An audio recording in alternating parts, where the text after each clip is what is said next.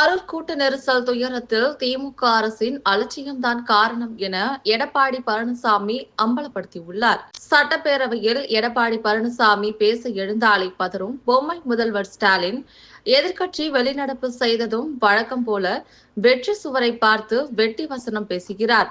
இவரது அரசை குற்றம் சொல்ல முடியாமல் வெளியேறினோமாம் என்று சொல்கிறார். ஸ்டாலின் அவர்களே, எடப்பாடி பழனிசாமி கேட்ட எந்த ஒரு கேள்விக்கும் பதில் சொல்ல தெரியாமல் அமைச்சர்கள் பின்னாலும் சபாநாயகர் பின்னாலும் ஒளிந்து கொண்டு இப்போது உங்களுக்கு இந்த சினிமா வசனங்கள் எல்லாம் தேவையா?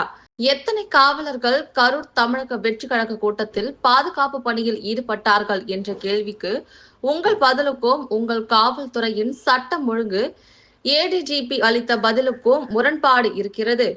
சட்டப்பேரவையில் கூட தெளிவான பதில் அளிக்க முடியாத நீங்கள் கரூர் கூட்ட நெரிசல் சம்பவத்தை எந்த லட்சணத்தில் விசாரித்திருப்பீர்கள் என்பதை தமிழக மக்கள் இன்று உணர்ந்திருப்பார். கரூர் துயரத்தில் உயிரிழந்தோர் குடும்பத்தாரின் துக்கத்தில் பங்கேற்கும் வகையிலும் அவர்களின் சொல்ல முடியாத வலிகளையும் வேதனைகளையும் வெளிப்படுத்தும் வகையிலும் கருப்பு பட்டை அணிந்ததால் அதனை கிண்டல் செய்யும் தோணியில் உங்கள் சபாநாயகரும் அமைச்சரும் மிக கேவலமாக பேசினார். 6 மாதத்தில் ஆட்சி போனதும் சிறை சென்று விடுவோமோ என்ற பயத்திலே உங்கள் அமைச்சர்கள் தெரிவதாலோ என்னவோ கருப்பு பட்டை கண்டால் கூட அவர்களுக்கு சிறை ஞாபகம்தான் வருகிறது.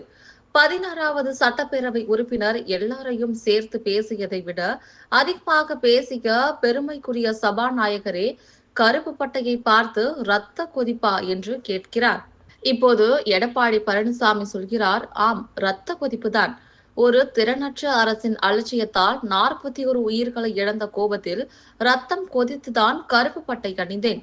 இந்த துயரத்தில் கூட கூச்சமே இல்லாமல் உங்கள் திமுக அரசின் அரசியல் செய்கிறதே, அந்த ரத்த கொதிப்பில்தான் கருப்பு பட்டை அணிந்தோம். திரு ஸ்டாலின் அவர்களே, இன்று நீங்கள் ஒரு முதல்வராக பொறுப்போடு பேசுவீர்கள் என்று எண்ணினேன். ஆனால் நீங்கள் உங்கள் கரூர் சட்டமன்ற உறுப்பினர் நடத்திய செய்தியாளர்கள் சந்திப்பில் வெர்ஷன் 2.0 போல பேசுகிறீர்கள். உண்மை சுடும் என்பதை மட்டும் நினைவிற்கொள்க என்று சட்டப்பேரவையில் நடந்ததை ஸ்டாலின் விமர்சித்ததும் எடப்பாடி பழனிசாமி எக்ஸ் தளத்தில் பதிவிட்டுள்ளார்.